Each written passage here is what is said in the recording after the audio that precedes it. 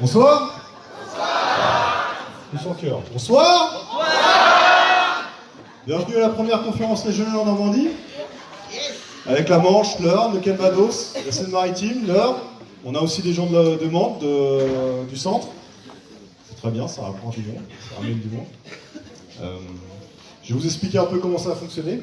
Les intervenants vont discuter 20 minutes, vont débattre 20 minutes. Derrière, vont prendre 2 questions au hasard, par rapport à ce qui est sorti, on fait ainsi de suite. Et après la quatrième personne, on va faire une pause d'une demi-heure, on se rassasier, boire un coup, fumer une clope, et on reviendra pour faire un débat directement question-réponse. Tu m'entends mal? C'est mieux? Les Normands, vous êtes là? Ouais. C'est parti. Je vous présente Philippe Pasco.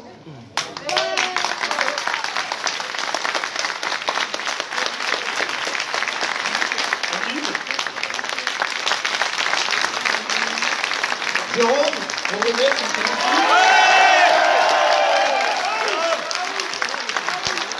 François.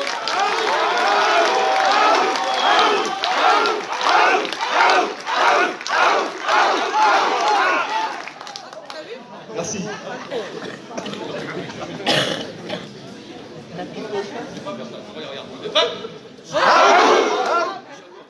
Gilets jaunes, quel est votre métier?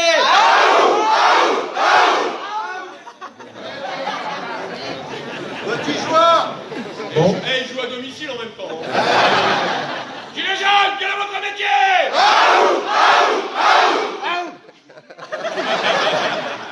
Mais si vous continuez à crier comme ça, vous allez faire peur jusqu'à Paris. Hein.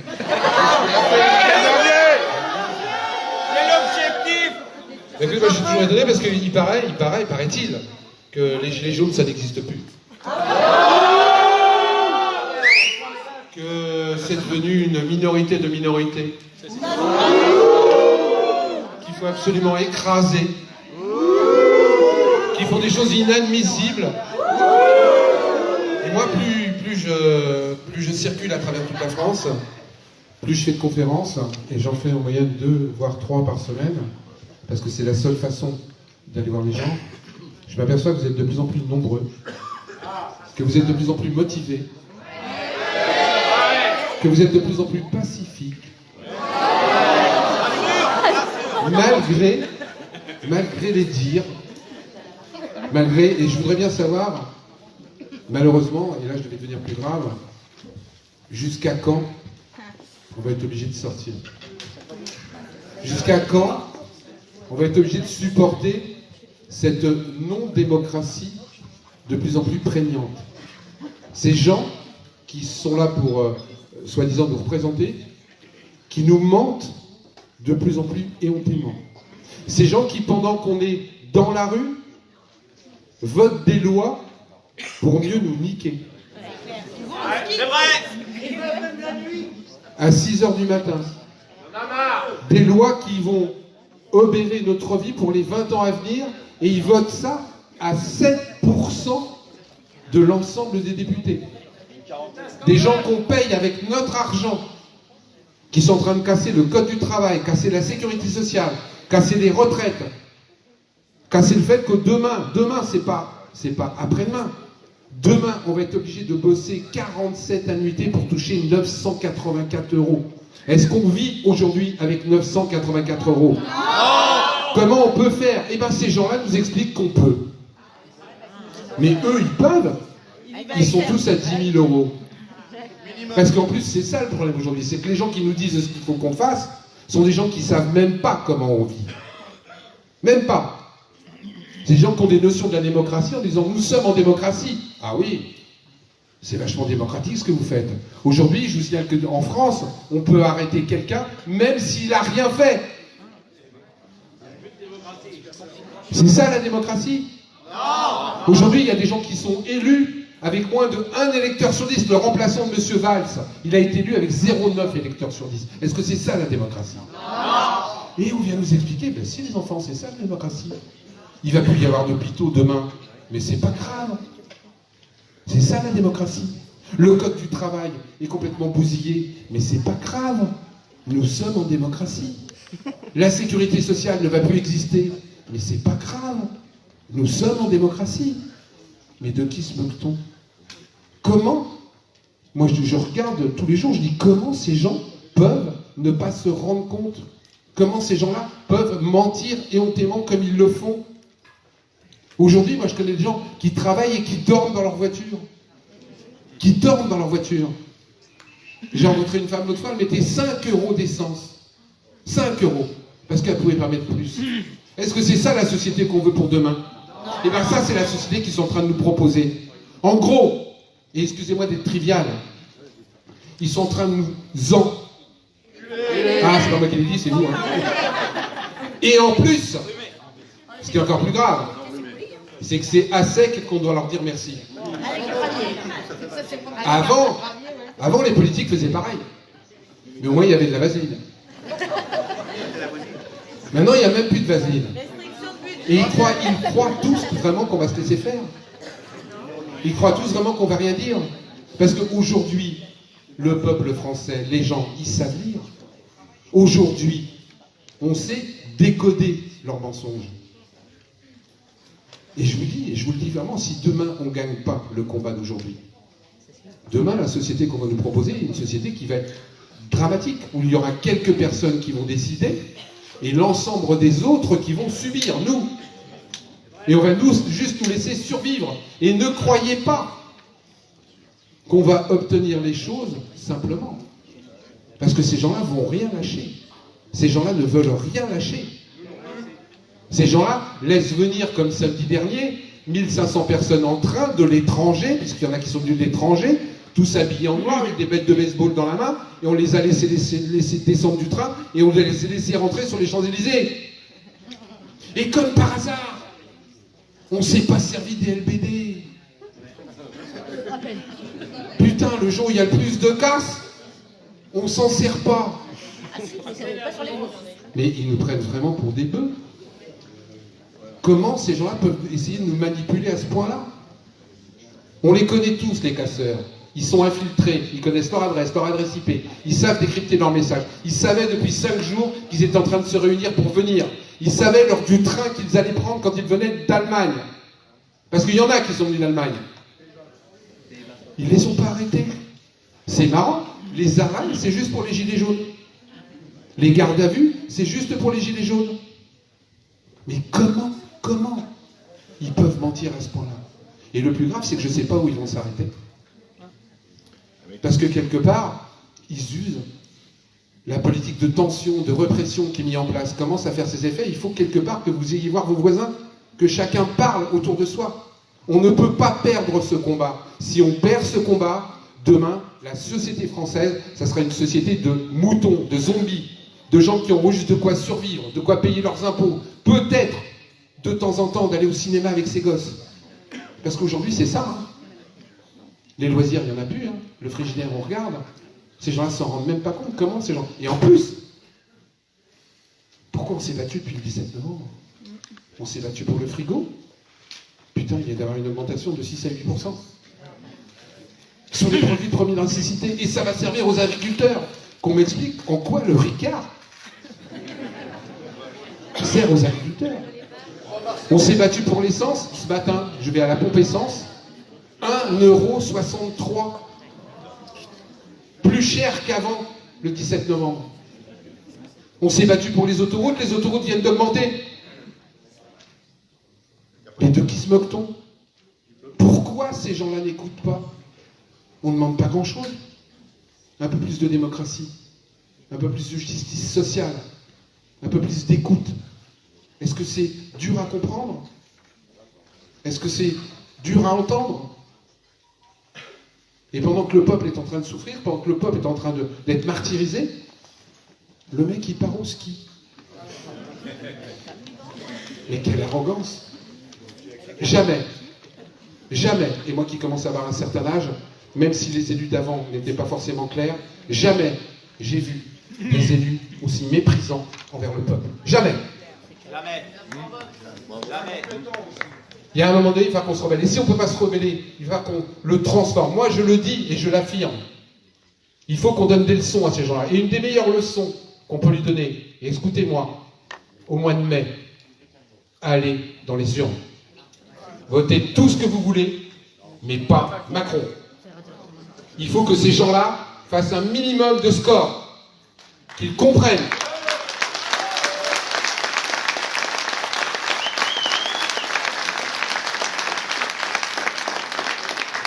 Vous avez jusqu'au 31 mars pour vous inscrire sur les listes électorales. Et je vous donne un truc qui n'a pas été répandu. Ils ont balancé une ordonnance, un petit décret, qui renforçait les contrôles dans les bureaux de vote pour que les gens puissent voter.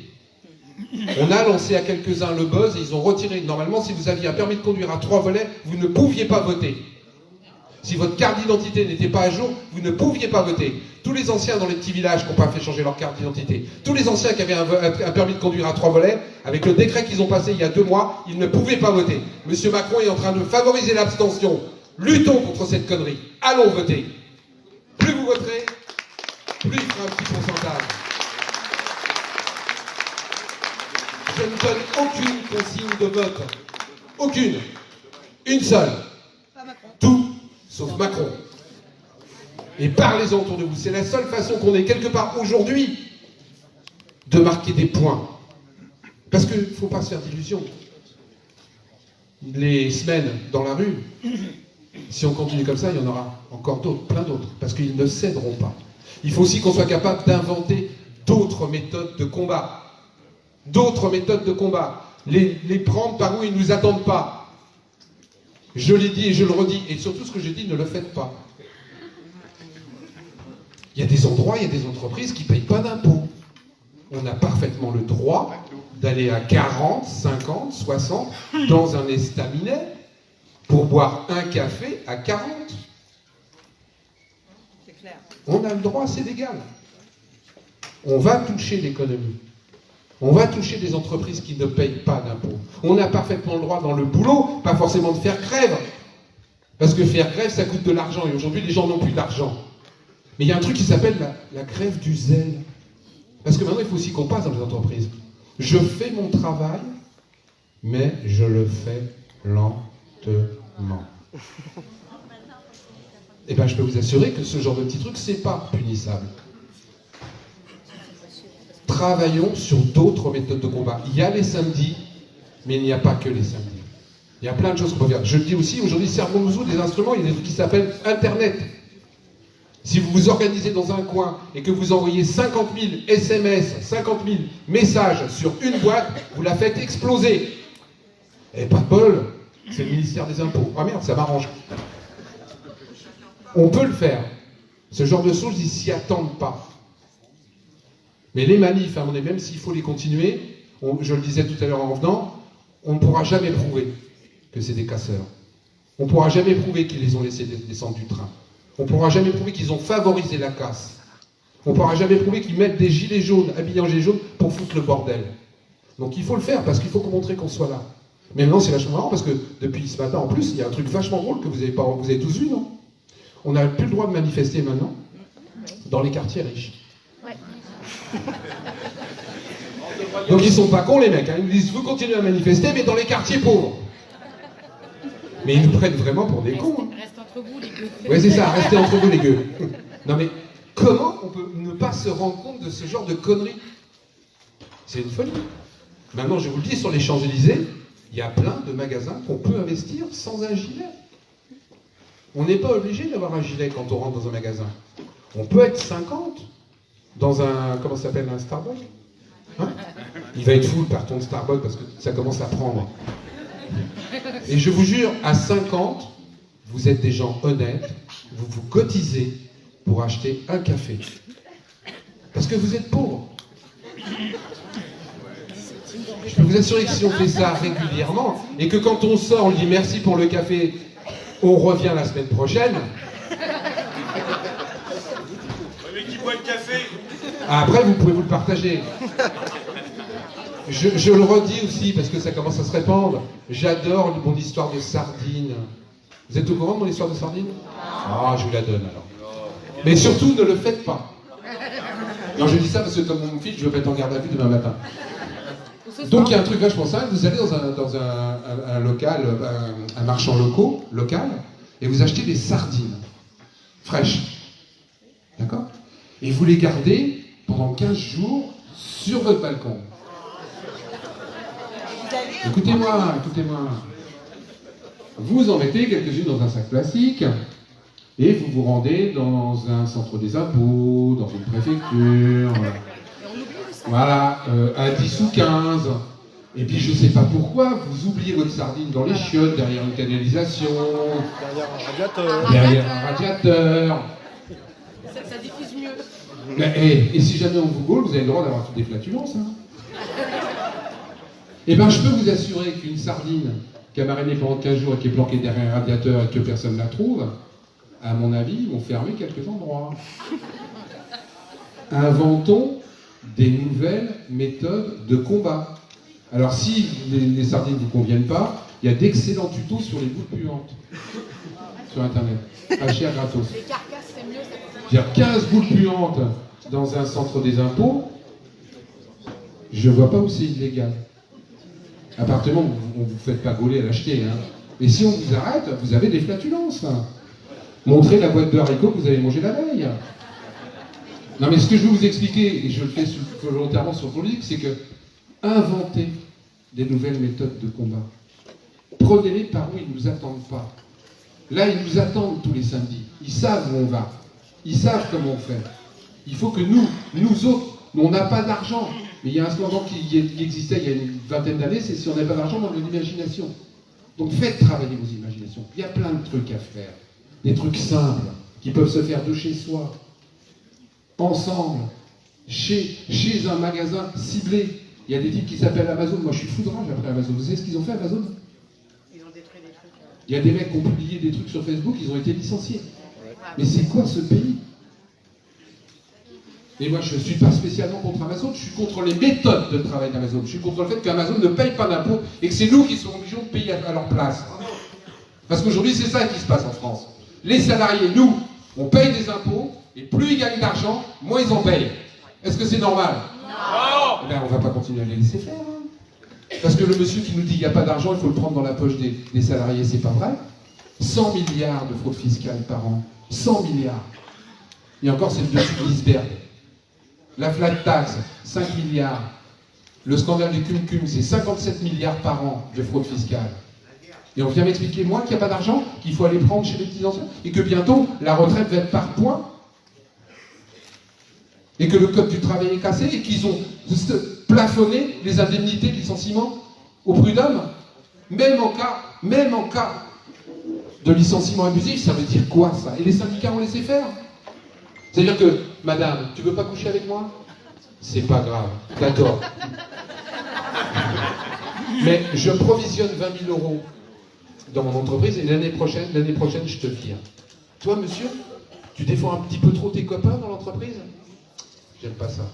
C'est pas grave. Je provisionne 20 000 € et l'année prochaine, je te vire parce que tu as des chaussures jaunes. Et j'aime pas le jaune en ce moment. C'est ça, la nouvelle loi. C'est ça. Il y a 15 juges qui ont dit je ne l'appliquerai pas, et monsieur le ministre, il envoie une circulaire pour obliger les juges à appliquer cette loi scélérate. Mais on va en avoir combien de lois scélérates? Cette nuit ou la nuit d'avant, à 6h du matin, ils ont relevé les seuils sociaux. C'est-à-dire qu'il faudrait être encore plus pauvre pour avoir droit à une miette. Mais le peuple français, il ne veut plus de miette. Le peuple français, il ne veut pas qu'on leur donne un petit truc pour remplir le frigo, qui rentre chez lui, et dans 15 jours, il n'y a encore rien à bouffer. On veut que le système change. Pourquoi, demain, on ne pourrait pas virer un élu? Je veux qu'on m'explique. N'importe quel salarié dans une entreprise déconne, on le vire. Pourquoi un élu a encore le droit de se présenter avec un casier judiciaire chargé, malgré les déclarations de M. Macron? Macron, si tu m'écoutes, t'es un menteur, fais-moi un procès. J'aimerais qu'il me fasse un procès, parce que vous savez que la diffamation, le principe, c'est celui qui dit qu'il doit apporter la preuve. Moi, j'ai des preuves que sur le casier judiciaire vierge, Macron est un menteur. Macron, fais-moi un procès. Est-ce que c'est normal? Aujourd'hui, il y a 396 métiers que j'ai référencés, où il faut présenter un casier judiciaire vierge. Je vais vous dire un autre truc, mais vous voyez le film Thalys, sur le Thalys qui a été fait par Clint Eastwood, dans le nord de la France. Je vous jure que ce que je vous dis est vrai. Sur ce film, tous les figurants ont dû présenter un casier judiciaire vierge B2 pour gagner 140 balles ils ont été obligés de présenter un casier judiciaire. Et pour être élu, on n'a pas besoin. Mais c'est quoi ce pays? Comment ça se fait que M. Macron est en train de nous dire qu'il va nous accorder le vote blanc? À quelles conditions? Un petit vote blanc qui compte pas? Comme ils l'ont fait en 2014? Pourquoi on ne peut pas se débarrasser de la peste et du choléra? C'est tellement simple. Mettez-nous un vote blanc qui est exprimé. Qu'on puisse se débarrasser des gens. Quand le vote blanc est plus important que le premier candidat, vous rentrez à la maison, on en prend d'autres. Mettez-nous le casier judiciaire vierge. Et ayons des élus honnêtes. Parce qu'aujourd'hui, la France est en train de devenir un pays de mafia. Je pèse mes mots. On regarde certains pays à l'étranger, on dit, oh là, ce pays, oh là là, il y a de la corruption là-dedans. Oh là là, c'est moche ce pays. Ce pays émergent. Qui ne sont pas capables d'avoir une vraie démocratie. Mais aujourd'hui, la corruption, elle est en France. Moi, je suis toujours étonné quand je vois une dame qui s'appelle Madame Dati toucher un chèque de 600 000 € payé par Renault. Et il y a 4 ans, elle en a touché un de 400 000 payé par les usines pétrochimiques. 1 million d'euros. On vous a déjà fait des chèques d'1 million d'euros? Eh bien, Madame Dati, on lui en fait régulièrement. Je me pose la question, si moi je te fais un chèque de 600 000 € et que je m'appelle Renault, pourquoi? Une campagne électorale, aujourd'hui, ça coûte entre 20 et 50 millions d'euros, une présidentielle. Et qu'on ne me dise pas que c'est pas vrai. Il y a un type qui s'appelle Sarkozy qui s'est fait gauler. 50 millions d'euros. Et il y a un type qui s'appelle Macron qui ne veut même pas donner le nom de ses donateurs. Pourquoi? Parce que si tu n'as rien à cacher, pourquoi tu le donnes pas? Ah ouais! Ah ouais, c'est peut-être des mecs qui t'ont donné un petit peu d'argent, puis il faut que tu les remercies derrière. Hein. Donc je te passe des lois vite fait sur le gaz, sur les vaccins, sur les machins, et voilà. Hey, si je te file 5 millions d'euros, je veux qu'il y ait un retour sur investissement. Hein. J'arrête parce qu'on me dit que je suis trop loin à ma gauche. Tout ce que je voulais vous dire, et je vous le dis en finale, on va gagner parce qu'on est le nombre. On va gagner parce qu'on a raison. On va gagner parce que c'est notre argent. Et que ces gens-là, ce n'est pas nos employeurs, c'est nos employés. Et qu'il verra l'autre, un jour ou l'autre, il va falloir que la peur change de camp. Et que ce soit eux qui aient vraiment peur. Mais le fait que même s'ils aient peur, on gagne. Parce que qu'on leur fasse peur et qu'on ne gagne pas et qu'on rentre chez nous, comme ça ne m'intéresse pas. Donc il faut qu'on trouve des moyens de niquer ces gens. Et je vous le rappelle encore une fois, votez au mois de mai, tout sauf Macron.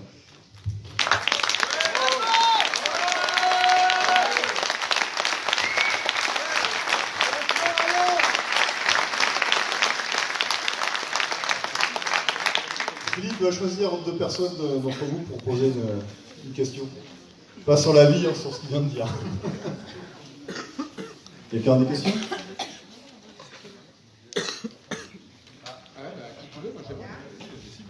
Madame? Pour le 26 mai, ce serait bien de préciser aussi que les élections se basent que sur un tour. Oui, exact. Elle a raison, la dame. Le 26 mai, c'est très important. Ne pensez pas que vous pourrez voter la semaine d'après. Il n'y a qu'un seul tour. Donc il faut vraiment y aller, vraiment sur ce tour-là. Autre question?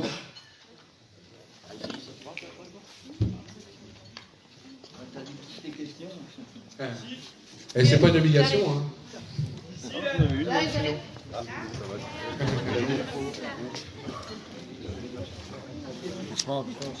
Bonjour. Bonjour.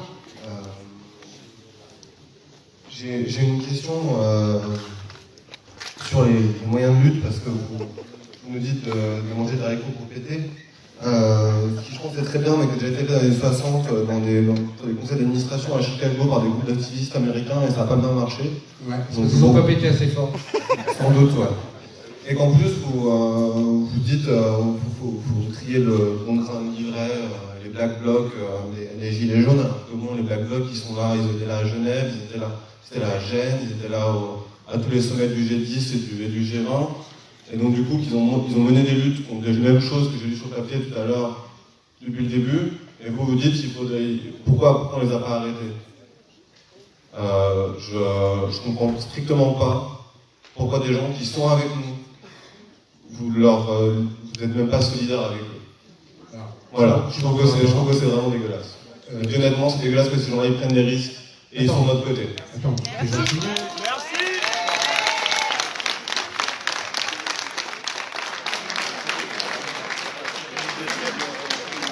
Si tu me demandes à moi, personnellement, et je dis bien personnellement, et j'assume mes propos, de cautionner la violence à outrance, non.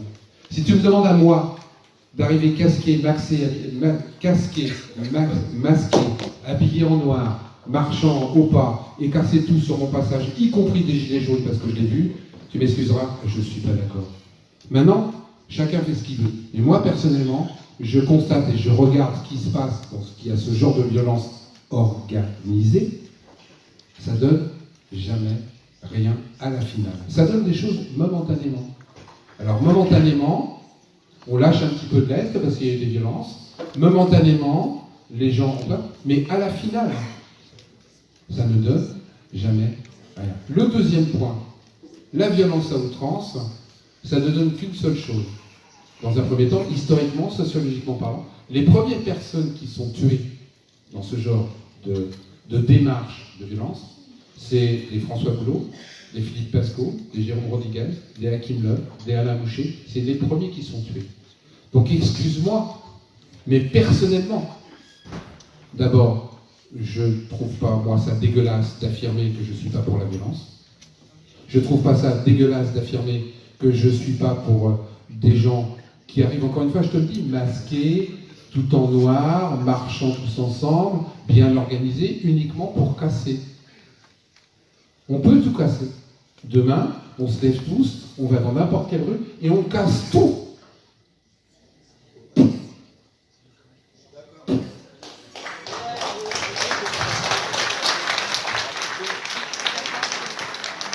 Excuse-moi, je ne suis pas pour la violence. Excuse-moi, je ne suis pas pour les Black Blocs. Excuse-moi, je ne suis pas pour des gens qui sont masqués, qui ne sont même pas capables de montrer leur visage. Je ne vais pas entamer le débat là-dessus. Ouais, vous aurez l'occasion d'en prendre. Attends, c'est vrai, je vais juste poser une question, je suis là. Il y a une dernière question. Donc je suis Daniel de Saint-Philibert, j'anime un groupe aussi. Souvent je mets en démonstration les livres que tu as écrits. C'est important de s'informer, que ce soit Pilleur d'État, du Mouvement des Plumes et compagnie. Tu fais partie des éveilleurs de conscience et c'est un terme que tu as évoqué. Tu es plus très mainstream sur les médias et ça c'est bien, moi je trouve ça bien. Je lis aussi Porcher, je lis Piketty. Très bien, Tom. Et ce sont des économistes qui sont quand même mainstream parce qu'ils ne racontent pas justement le fond en fait, de l'économie. Ils en racontent un petit peu, mais ils ne vont pas au bout des choses. Et moi, je travaille avec un petit groupe à Rouen pour éveiller les consciences sur l'économie et sur le fléchage de l'économie. Et notamment, on ne parle pas assez de la dette, justement, cette fameuse dette qui est complètement, fléchée et on nous rabâche à chaque revendication des Gilets jaunes, c'est pas possible, il y a une dette abyssale et il y a les finances qui sont à plat. Et c'est un grand mensonge d'État. C'est le plus grand mensonge qui a été dit par François Fillon en 2007, qui nous a dit « Je suis à la tête d'un État en faillite ». On est la 5e puissance économique du monde, on a été spolié par les banques et on continue à l'être. Donc j'aimerais bien savoir si toi, qui es un éveilleur de conscience, c'est un sujet qui te préoccupe, tu vas écrire dessus, est-ce que tu vas justement travailler là-dessus? Parce qu'il est important aux gens, justement, d'informer par ta lecture, parce que nous, on lit de toi, justement, à la bonne conscience des choses. Ouais. Je peux être que d'accord avec toi. François va en parler tout à l'heure, donc je vais lui laisser la parole nettement mieux que moi. Moi, il y a un truc qui me rend complètement fou, parce que moi, je suis un truc très terre à terre. Je ne peux pas rentrer dans le technique, c'est pas mon style. Mais je suis d'accord avec toi, la dette est virtuelle, c'est bidon, on pourrait faire autrement. Moi, je suis fou de rage de voir que l'État est la seule entité dont on accepte qu'elle fasse un déficit tous les ans. Moi, quand j'ai un budget, chacun a son budget, j'équilibre mes dépenses et mes recettes. On est d'accord. Tu as une association, tu fais un bilan, tu as une SARL, tu équilibres les dépenses et les recettes. L'État, c'est les seuls qui ont le droit de faire, grâce à une Europe fumeuse, jusqu'à 3% de déficit par an. Et si jamais ils n'y arrivent pas, ne vous inquiétez pas, vous en faites 3,5. Il est évident qu'on va à la catastrophe tous les ans. Tous les ans, il nous manque de l'argent. Et c'est autorisé dans l'État. Et le deuxième problème, c'est que l'argent, on ne va pas le chercher là où il est, on va le chercher dans la poche du peuple. Donc je peux être que d'accord avec toi. La dette, c'est une honte. Mais pour arriver à travailler là-dessus, il faut qu'on commence par changer le système et les élus. Parce que on peut, et j'entends beaucoup de trucs très très intelligents et très très hauts, ça va très là. Mais tant que tu ne changes pas la base et tant qu'il y aura des élus qui votent des lois pourries avec des lobbies qui maintenant font les lois à la place des élus, on ne changera pas le système. Donc changeons le système par la base et après on attaque la tête, je te le promets.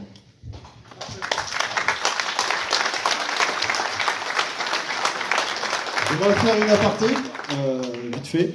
J'aimerais remercier le maire, Monsieur Moïse, et le député, et le député Jacques, Monsieur Lufranc, de nous avoir prêté la salle gracieusement pour qu'on puisse faire cette conférence. Merci à vous.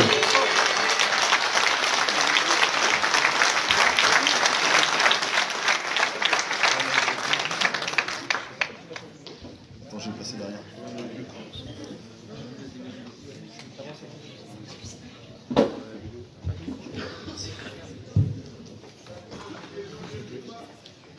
Je vais me chronomètre, parce qu'on me dit aussi que je suis un grand bavard. Alors, avant de commencer, je voulais remercier évidemment tous les organisateurs, parce que c'est pas évident d'organiser des événements. Merci aussi pour le prix de la salle. Mais ce qui est très important, c'est de savoir que le mouvement des Gilets jaunes a fait naître une espèce de cohésion qui fait que ce type d'événement est possible. Moi, ça fait 10 ans que je parle de démocratie, et très sincèrement, si j'avais 20 personnes devant moi, c'était déjà, on était super contents. C'était pas quelque chose qui me passionnait, qui motivait les troupes. Et pourtant, ça fait 10 ans qu'on constate tous, donc les chercheurs, et pas que les chercheurs, aussi dans le domaine associatif, que la démocratie France est une démocratie extrêmement malade. Mais véritablement malade, pour ne pas dire qu'elle est mourante. Alors il y a des raisons à ça, et il y a aussi des éléments qui permettent d'affirmer ce que je suis en train de vous dire. Le mouvement des Gilets jaunes a eu un effet loupe qui permet aujourd'hui à des gens qui étaient assez endormis, on va dire, pour ne pas vexer, que finalement, eh bien, il y a un problème avec les médias, il y a un problème avec l'État, il y a un problème avec la police, il y a un problème avec nos institutions de manière générale, il y a un problème dans qui prend la décision. Qu'est-ce que les décisions qui sont prises ont comme impact sur nous. Donc, avant tout, merci à vous tous, parce que c'est vraiment quelque chose qui a... Nous avons mis à l'agenda, nous avons forcé cet agenda, nous avons obligé à ces gens-là de discuter d'un sujet qu'ils n'avaient absolument pas envie de parler. Absolument pas. Donc merci à vous, vous pouvez déjà vous applaudir parce que c'est quelque chose qui est très très important. Là, je m'adresse à tous les maîtres des horloges dont notre président fait partie, c'est-à-dire toutes ces personnes qui imaginent qu'ils sont les seuls à avoir une vision de la société, à avoir une vision de l'humanité. Ces personnes-là vont devoir régler leurs horloges dans la mesure où, comme le disait et comme on le répète en permanence Philippe, nous sommes le nombre. C'est pas récent cette réflexion. Pour ceux qui connaissent de la servitude volontaire, donc c'est un vieux bouquin d'Étienne Boétie, dedans il est fait mention du gramme plus lourd que le kilo. Ça peut pas forcément parler à tout le monde. Mais pour les gouvernants et ceux qui, justement, étudient, sortent de l'ENA, etc., eux, ils savent exactement ce que ça veut dire. Ça veut dire que lorsque vous avez en face de vous un groupe, on va chercher à l'atomiser. Et on va chercher à faire en sorte que chacun est juste conscient de son petit poids d'1 gramme. Tous ensemble, dans cette salle, on est à peu près 400. Si on était tous 1 gramme, ça ferait 400 grammes. Il y en a qui aimeraient bien faire 1 gramme. Ça, c'est vrai. 400 grammes.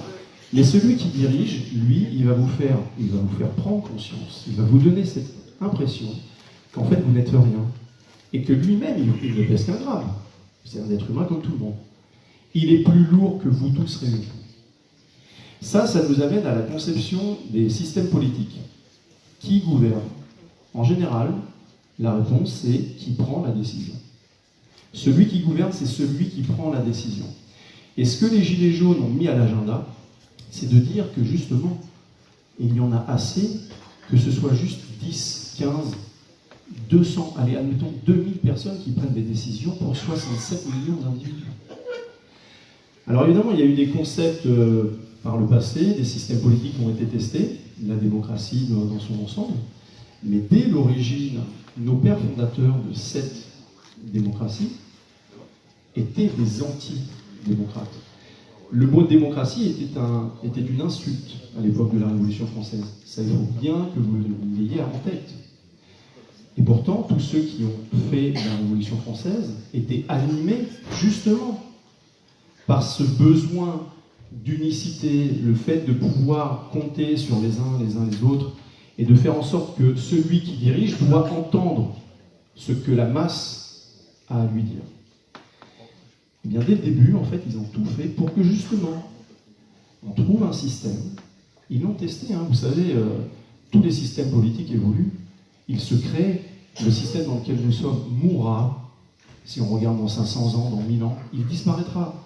Nous ne sommes pas à l'apogée de quelque chose, nous sommes en perpétuelle mutation, transformation. Le système dans lequel nous sommes, c'est une démocratie représentative. Alors, c'est rigolo parce qu'ils ont utilisé le mot représentant. Il faut bien savoir qu'à l'époque où justement il y a eu la Révolution française, eh bien c'était des notables qui étaient derrière tout ça et qui tiraient les ficelles. Ils en avaient assez que ce soit des aristocrates qui décident de tout, puisqu'ils héritaient en permanence du pouvoir de décider. Donc ils se sont dit, ce serait pas mal quand même si nous, on pouvait quand même, maintenant on a beaucoup d'argent. Dans l'histoire des régimes politiques, ça a toujours fonctionné comme ça. C'est toujours quand une population commence à devenir plus aisée, plus informée, plus influente, qu'elle commence à remettre en question le pouvoir qui est en place. Ça s'est toujours passé comme ça. Même la démocratie athénienne est née d'une crise financière. Ça, peu de gens le savent. Donc, à un moment donné, eh bien, les gens regardent les rapports de force et se disent « Mais qu'est-ce que c'est que cette histoire? Nous, on est des bourgeois, on gagne beaucoup d'argent, etc. et c'est un aristocrate qui va dominer. » Donc, ils ont inventé le système représentatif. Et après, c'est très facile. Ils vous disent que de toute façon, vous voterez pour ce que l'on vous dit. Donc, ça, c'est fameux Tocqueville. Je reprends la phrase. Ils n'ont pas peur du mandat, de l'élection, puisque de toute façon, vous voterez comme ils sont décidés que vous allez voter. Aujourd'hui, on a des outils de neurosciences qui sont très très forts, très puissants. On a les médias de masse, on a la télé. Il faut savoir que quand les médias de masse sont nés, on appelait ça un outil de propagande. C'est quand même, ça a du sens quand même tout ça, ça veut dire des choses. Donc, on va rééduquer les gens, on va faire en sorte qu'ils vont rentrer dans un système d'entonnoir. Donc ça s'appelle la dissonance cognitive. On va vous forcer à choisir des choses que vous n'avez pas choisies. Donc ils n'ont pas peur de l'élection. C'est pas quelque chose qui les inquiète. Et le représentant, quand ils ont créé ça, eh bien, ce qui est intéressant, c'est de voir comment on peut définir un représentant. Il a 3 définitions majeures. La première définition, c'est que un représentant peut être l'image de n'importe qui. D'accord? Il nous ressemble. Donc, là, on parle de tirage au sort. On peut tirer au sort, puisque de toute façon, on se ressemble tous. Ça, très très vite, ils l'ont écarté. C'est pas très intéressant, à vrai dire, quand je suis quelqu'un qui a beaucoup de pouvoir, de risquer de ne pas être tiré au sort. Donc ça n'intéresse pas. Ils ont choisi, après il y a le deuxième sens, qui est le sens de l'avocat. Alors ça tombe très bien, on a un avocat à la table. Et c'est d'ailleurs très intéressant d'ailleurs que François ait été mis en avant par les Gilets jaunes. Parce que le terme de représentation, quand je représente un client, je représente ses intérêts. Je suis payé pour représenter ses intérêts. Je dois m'effacer, mon ego doit s'effacer au profit de mon client. Ce qui signifie que lorsque l'on vote pour un représentant, ce représentant doit s'effacer, effacer ses intérêts privés au profit de ceux qui l'ont élu. Très vite, ça aussi, c'est quelque chose qu'on a écarté. Et on a gardé la 3e version de représentant. Lorsque je donne une représentation au théâtre, je suis un acteur. Et à partir de là, je vais vous donner, vous m'avez élu, et puis je vais vous donner l'impression finalement que je vous ai écouté, oh là là, je compatis. Qu'est-ce que je compatis de votre souffrance, de votre pauvreté, etc. Bon, on est bien d'accord, mais tout ça c'est pour la télé, parce que réellement ce qui va se passer dans les cabinets feutrés, vous n'en serez jamais informé. La démocratie telle que les Gilets jaunes la mettent en avant, mais pas seulement, elle se pratique dans plein de pays. Elle s'expérimente, elle se teste. C'est un système qui est en permanence en évolution. Il n'y a personne qui peut dire qu'un pays est plus démocratique qu'un autre, ou alors qu'il a abouti en termes de démocratie. En revanche, il y a des classements, on note. Voilà, il y a pas mal de critères. Nous régressons dans tous les classements, depuis 20 ans. Tous. Puisqu'il ne faut pas voir la démocratie comme juste Demos Kratos. La décision au peuple. Ça ne s'arrête pas à ça. Parce que si ça s'arrêtait à ça, vous savez, on pourrait tous voter pour que quelqu'un soit pendu. Parce qu'il ne nous représente pas, ou parce qu'il est différent de nous. Donc, il y a des valeurs derrière la démocratie. C'est une boîte à outils. Il y a beaucoup plus de choses que simplement voter. Et ça ne se limite justement pas à voter. Il y a l'indépendance des médias, il y a l'éducation, l'information, il y a le fait que les individus doivent s'entendre, s'écouter, se contredire, mais accepter d'être contredits. Ça, c'est très important. On a beaucoup d'hommes politiques qui ne sont pas des démocrates, soyons clairs. Qui n'en ont que le mot, que le verbe. Ce sont des acteurs. Ils sont en représentation, c'est tout. Mais au fond d'eux, ils ne le sont pas. Et ils ne sont pas démocrates. Donc c'est pas du tout étonnant qu'ils vous tapent dessus, qu'ils nous tapent dessus. Puisque à leurs yeux, ils ont été élus, et à partir du moment où ils ont été élus, de toute façon, c'est un blanc-seing. Pendant 5 ans, ils font ce qu'ils veulent. Il faut bien voir que dans d'autres pays, cette définition-là, depuis le début quasiment, et aux États-Unis, en Europe, en Asie, en Amérique latine, en Afrique, elle a été battue en brèche. Lorsqu'on parle de démocratie, on doit aussi parler, on peut parler d'un représentant. C'est pas très grave d'avoir des représentants. Et pourquoi pas avoir des représentants? C'est pas un souci.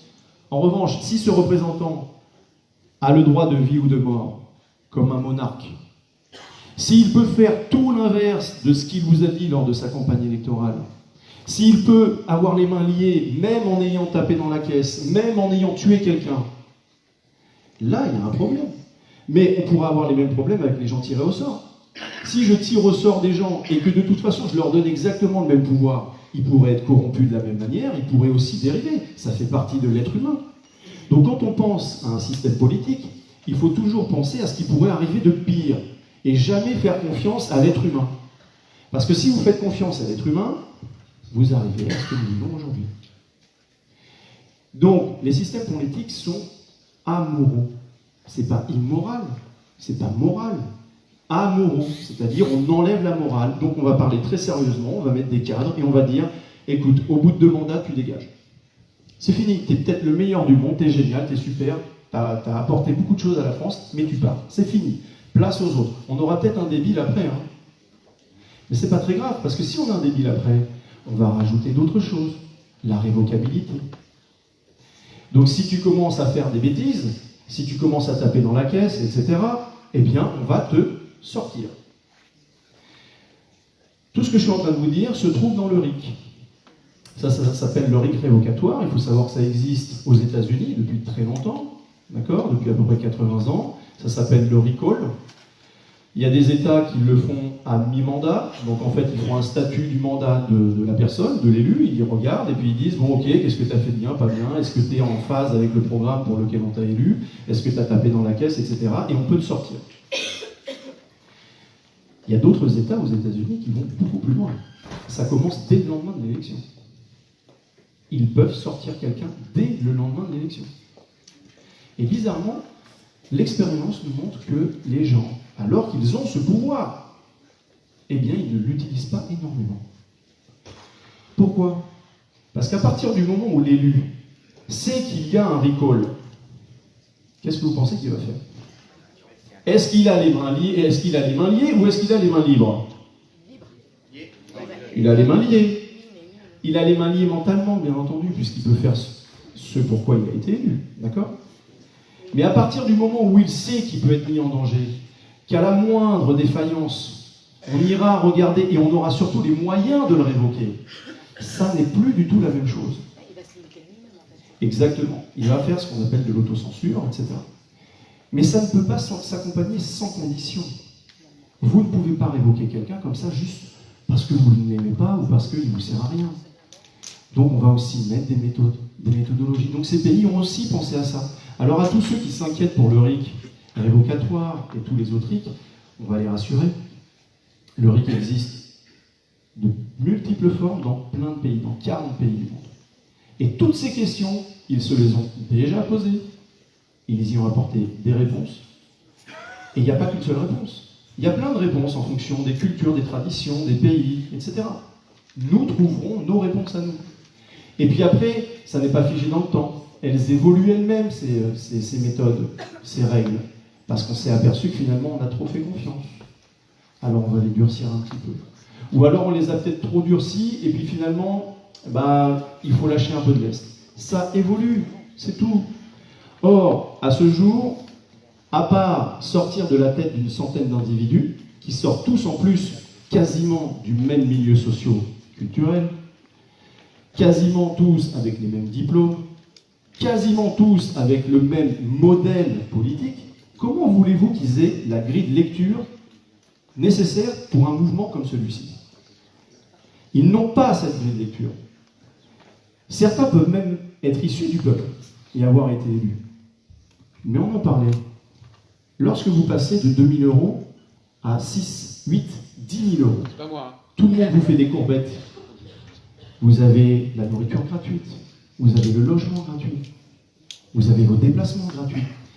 À la fin de votre mandat, lorsqu'il va falloir retourner à la vie civile, vous allez vous poser la question. C'est quand même un peu embêtant. C'était pas mal quand même ce statut d'élu.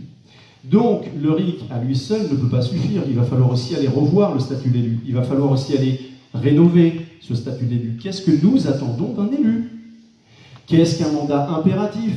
C'est-à-dire, est-ce qu'un élu, lorsqu'il est élu sur un programme, doit-il respecter son programme ou peut-il s'en servir pour le PQ des toilettes? Et ça, c'est un véritable problème. Et toutes ces questions-là ont été mises en avant grâce aux Gilets jaunes. Et ça, c'est très, très important.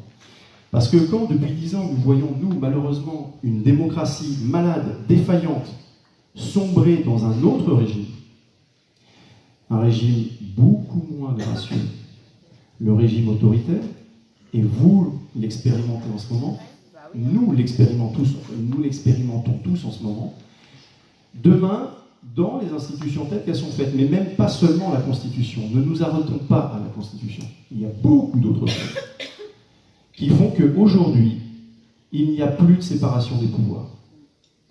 Dans une démocratie, l'absence de séparation des pouvoirs est un véritable danger. Lorsque l'organe judiciaire est aux ordres de l'exécutif, lorsque le législatif ne fait plus son rôle qui est de légiférer et de contrôler l'exécutif, voilà le danger. Savez-vous? Alors moi je me suis amusé à faire quelques stats.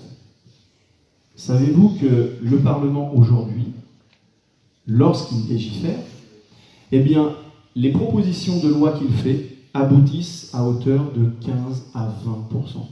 Ça veut dire que 15 à 20% de nos lois viennent de notre Parlement. Assemblée nationale, Sénat. Mais ça veut dire quoi? Ça veut dire que tout le reste vient d'où? Eh bien, tout le reste vient de l'exécutif. Ça veut dire quoi? C'est extrêmement grave. Ça veut dire que l'exécutif qui était là pour donner un cap, pour exercer le pouvoir, se met à légiférer. Ça veut dire quoi? Ça veut dire que tout simplement, on va pouvoir avoir ce qu'on appelle un système médiatique. Voilà, il s'est passé quelque chose, je vais prendre une loi. Parce que je veux être en phase avec le peuple, vous comprenez, c'est très important. Ouais, bien sûr.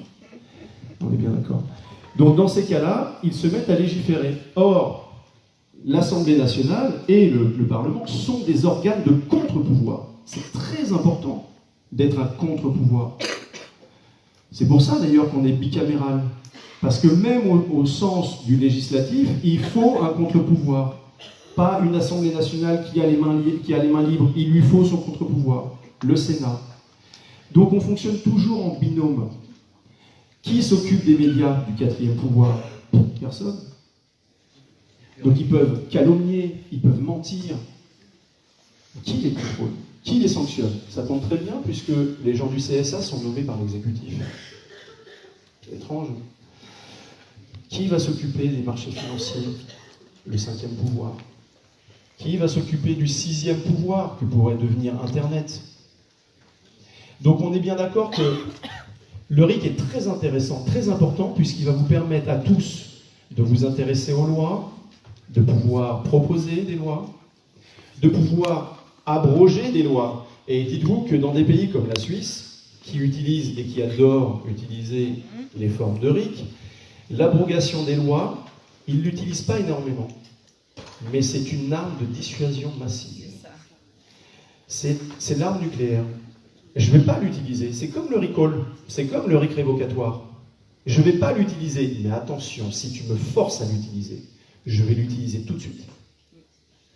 À partir de là, les parlementaires se trouvent dans l'obligation. Ils se trouvent de l'obligation de devoir consulter, discuter, voir les lobbies éventuellement, pourquoi pas, c'est pas interdit. Mais aussi d'aller voir les associations, d'aller prendre le pouls de la population. On légifère plus de la même manière quand on sait que la population est en capacité d'annuler la loi. C'est pas la même chose. Donc à partir de là, on concerte, on débat. On me dit que j'ai fini. Donc, je vais m'arrêter. Mais juste une dernière chose, juste avant de m'arrêter, je voudrais juste vous dire que, parce que je l'avais quand même noté, il se passe des choses et on peut déjà le faire. La ville de Saillant dans la Drôme n'a pas attendu qu'on change la Constitution et n'a pas attendu qu'il y ait des nouvelles élections pour tester des choses. Nous tous, citoyens, nous pouvons agir dès maintenant. Nous n'avons pas besoin non plus d'attendre en permanence l'absolution de nos maîtres. Je peux prendre des questions, merci de m'avoir écouté. Merci.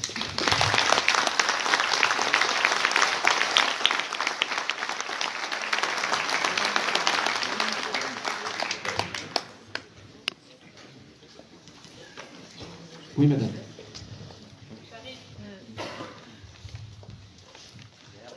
Vous avez parlé du RIC. Allez-y. Vous avez parlé du RIC, c'est très bien, mais de toute façon, on est tous ici conscients que c'est très important, que c'est l'aboutissement pour réussir nos revendications et qu'on ne peut pas faire sans. Même si on ne connaît pas tous les tenants et les aboutissants, on sait que pour nous, c'est primordial. Mais voilà, moi, j'ai une question très pratique.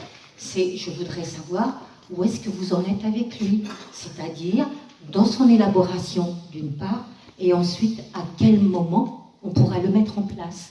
Si c'est avant la Révolution ou après. Si c'est après une prise de pouvoir ou avant.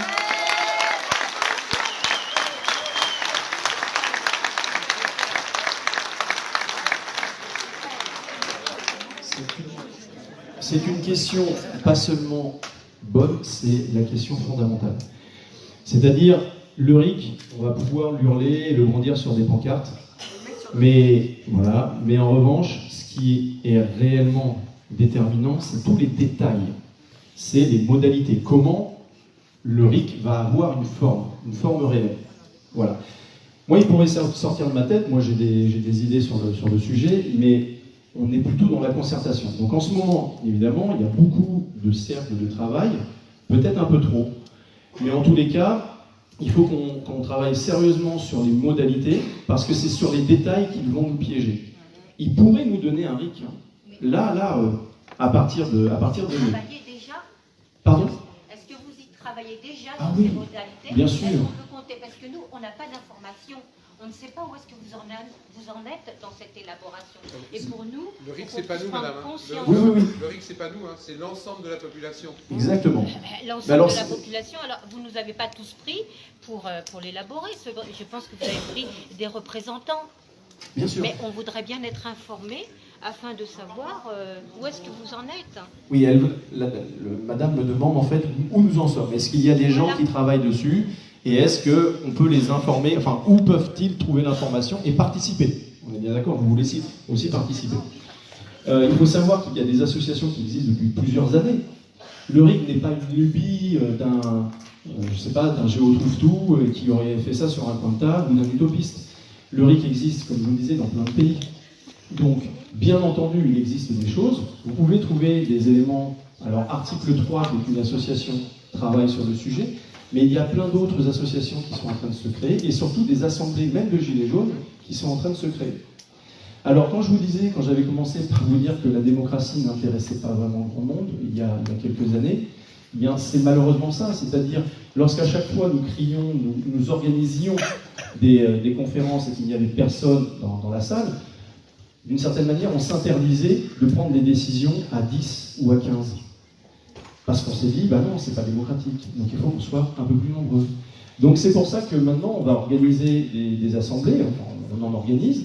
Il y a des choses qui vont se faire dans les semaines à venir. Après, vous avez raison sur l'information. C'est-à-dire, ok, mais tout le monde fait des choses dans son coin, comment est-ce qu'on peut faire? Ça, c'est une vraie question qui doit tous nous animer sur le mouvement des Gilets jaunes. Parce qu'on a des choses un peu de schizophrénie. Vous avez beaucoup de gens qui disent qu'il faut s'organiser, il faut qu'on apprenne les choses, il faut qu'on sache. Et dès qu'il y en a un qui entame quelque chose, il se fait décapiter. Alors à un moment donné, il faut aussi qu'on soit tous cohérents. C'est-à-dire, soit on a un organe central qui va permettre justement à tout le monde de savoir ce qui est en train de se passer, où ça se fait, est-ce qu'on se fédère, est-ce qu'il y a un mot d'ordre, etc. Et à ce moment-là, on accepte. Et on revient à ce que je vous disais. Il faut peut-être parfois accepter la notion de représentant, ne pas la diaboliser, mais attention, ces représentants ne sont pas Dieu sur terre. Ils peuvent dégager à tout moment. C'est ça qui est important. Encore une fois, qu'ils soient tirés au sort, qu'ils soient nommés, qu'ils soient élus, ben on s'en contrefiche. C'est qu'est-ce qu'ils vont faire du pouvoir qu'ils ont entre les mains. Combien de temps ça va durer? Est-ce qu'ils vont faire justement des petites réunions à 4 ou 5 et pondre un RIC? Donc c'est cette schizophrénie contre laquelle il va aussi falloir qu'on décide, mais rapidement. Ça c'est vraiment très important. Nommer des gens ou pas, nommer des structures ou pas. Et à partir de là, madame, eh bien, tout le travail qui a été fait par plein d'autres associations, et sachez qu'il y a aussi beaucoup de gens à l'étranger qui sont prêts à venir nous aider parce que eux, c'est pas un travail qu'ils ont, c'est pas une lubie, c'est en place dans leur constitution, dans leurs institutions depuis 40, 60, 80 ans, 120 ans. Donc eux, ils ont des choses à nous apporter. J'espère avoir répondu à votre question. Vous n'avez pas l'air.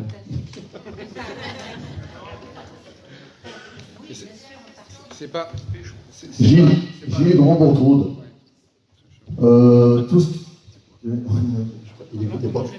ce que tu as dit, je suis d'accord avec toi. Aujourd'hui, je pense que tu es dans une salle convaincue. Donc, ton discours, je suis convaincu. Ce que tu as dit, oui, j'étais d'accord, parce que j'étais d'accord avant, déjà, je le connaissais. Je pense que ton discours, c'est pour des gens qui ne sont pas convaincus, c'est à des gens, nos familles, nos amis, qu'il faut le faire. Mais aujourd'hui, que ce soit le RIC, on est pour, bien sûr, mais c'est pas ce qui va remplir notre frigo à la fin du mois. Aujourd'hui, moi je suis venu ici, c'est pour savoir qu'est-ce qu'on fait pour, justement, pour avoir du pouvoir d'achat, pour remplir nos frigos.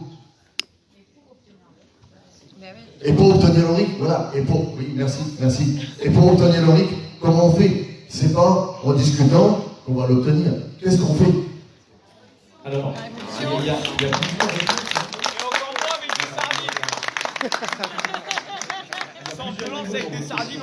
La question, c'est comment le mettre en place. Alors déjà, il faut qu'on soit d'accord sur ce qu'on veut mettre en place. Mettons les choses un peu dans l'ordre. Si on ne sait pas tous ce qu'on veut mettre en place, ça va être un petit peu compliqué et ça va être un peu fouillis. Donc déjà, la première chose, il va falloir travailler, et ça c'est quelque chose qui ne doit pas être dénigré. Le travail est très sérieux, donc connaître les modalités, c'est ce qui va nous unir. À partir de là, on peut tous brandir le RIC, si on ne sait pas ce qui se cache derrière, ben, ils vont vous donner le RIC. Hein. Bon, ça, il n'y a pas de problème. Hein. Mais un RIC qui ressemblera au RIP, au référendum d'initiative partagée, qui existe dans notre Constitution, et résultat, depuis 11 ans, 0 référendum. Donc vous pourrez, voilà, donc vous pourrez avoir ce genre de choses. Donc c'est très important qu'on se mette à travailler sur les modalités, ça c'est la première chose. La deuxième chose, comment l'avoir? Ben, soyons clairs, il n'y a pas 40 000 solutions. La première solution, c'est que le parti au pouvoir décide de nous le donner. Ou le président décide de modifier la Constitution pour nous le donner. Est-ce que vous avez déjà entrevu ces deux possibilités ou pas? Bon, on est bien d'accord. La troisième possibilité, c'est d'avoir une rénovation, enfin un renouvellement du gouvernement et que le prochain qui vienne s'engage à le mettre en place. Bon, ok. Dans un système où le mandat n'est pas impératif, comme le nôtre, ils pourront vous signer ce qu'ils veulent. Et bien au final, ils feront comme d'habitude, ils déchireront dès le lendemain de l'élection. Parce que dites-vous que le RIC existe déjà dans les programmes de beaucoup de partis depuis très longtemps. Hein. Et on est encore aujourd'hui en 2019 en train d'en parler. Donc tout ça, c'est une supercherie. Et il ne faut pas que nous soyons, nous, les dindons de la farce. Vous parliez effectivement de la justice fiscale, et des personnes vont parler tout à l'heure. Mais attention, faites très attention. Encore une fois, celui qui a le pouvoir, c'est celui qui décide. Si vous ne décidez pas, demain, on va vous faire rentrer tranquillement chez vous parce qu'on va vous augmenter de 300 € avec juste une prime. Ce ne sera pas une augmentation, ce sera une prime. C'est déjà à l'œuvre, hein. Ça a déjà commencé à marcher. Il y en a qui se font avoir. Mais n'oubliez pas que l'inflation, elle est là. La prime, il faut toujours la penser à euro constant. Bien sûr, ce qui était vrai en janvier 2019 ne le sera plus en janvier 2020. Et bien sûr, vous allez perdre de l'argent. L'inflation passe par là. Ces gens-là ont les cordons de la bourse. Ils maîtrisent l'inflation, ils maîtrisent ce genre de choses. Donc ils pourraient, et puis la supercherie serait de vous donner une prime de 300 € pour vous faire rentrer chez vous, et puis j'augmente tout le reste. Hein. Merci, c'est déjà ce qu'ils sont en train de faire. Donc ne soyons pas dupes, bien sûr qu'on est focus sur des choses, mais voyez la deuxième et la troisième bande lorsque vous êtes au billard. Parce que eux, ils pensent à 6 bandes. Donc faites très attention à ça, et ils vont compter sur le fait qu'on soit dupes, qu'on est un peuple de bœufs. Eh bien, le mouvement des Gilets jaunes a montré que justement, nous ne sommes plus dupes. Et nous n'avons plus envie gentiment d'aller à la pâture et suivre le berger.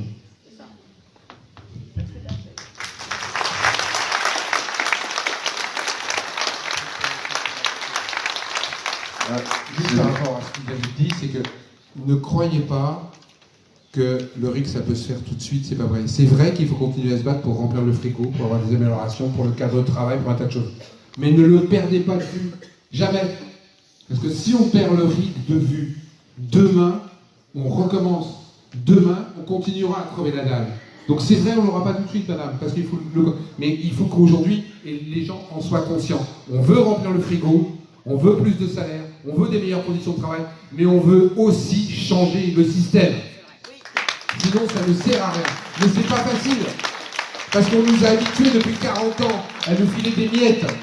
On nous a habitués depuis 40 ans à nous donner une petite poudre de perlimpinpin, tu rentres chez toi et tu la fermes. Et aujourd'hui, ça marche. Les routiers sont rentrés chez eux. Les VTC sont rentrés chez eux. La police est rentrée chez elle. Les douaniers sont en train de rentrer chez eux. Parce qu'ils râlent un petit peu et puis on leur donne un petit truc et ils rentrent. Il faut que nous, les autres, ceux qui ne sont pas corporations, qui se battent. Moi, j'ai rien à gagner aujourd'hui. J'étais pas gilet jaune avant et j'ai une vie après. Je gagne raisonnablement ma vie, je gagne 3 000 € par mois. J'ai pas à me plaindre. Sauf que j'ai pas envie de, non, je peux pas faire. Oh, j'ai le droit, je bosse beaucoup. Quand tu bosseras autant que moi, tu pourras gueuler. Et moi, j'ai pas honte d'être transparent. Maintenant, sachez que l'ensemble du peuple français, s'il oublie le changement du système en prenant des petites miettes de ce qu'on veut lui donner, demain, après-demain, vos enfants seront dans la rue. Et ils seront dans la rue avec moins qu'aujourd'hui. Parce qu'aujourd'hui, on a encore un peu de protection sociale. Aujourd'hui, on a encore un peu de code du travail. Demain, grâce à eux, on n'aura plus rien. Ne rentrez pas sans exiger le changement de système.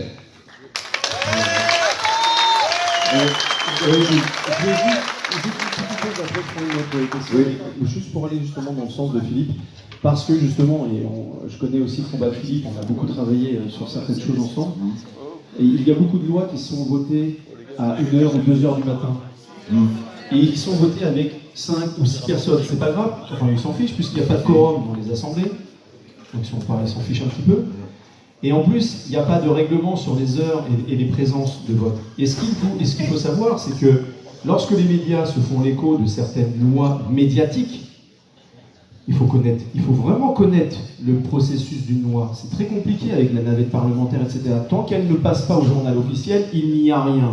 Elle n'est pas applicable.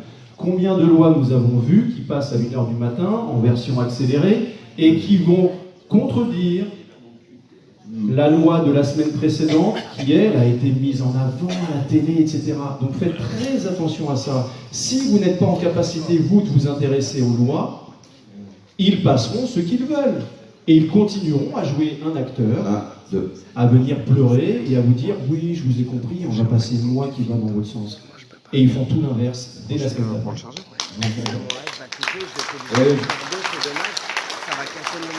Oui, voilà, je voudrais revenir là sur la question de la démocratie, parce que ça me paraît important. Les trois aspects de la démocratie dont tu as parlé, pour moi, je pense pas vraiment qu'elle se pose. Mais je voudrais revenir, moi, sur le rôle d'acteur de la démocratie. Être acteur aussi, c'est quelque part, c'est s'inventer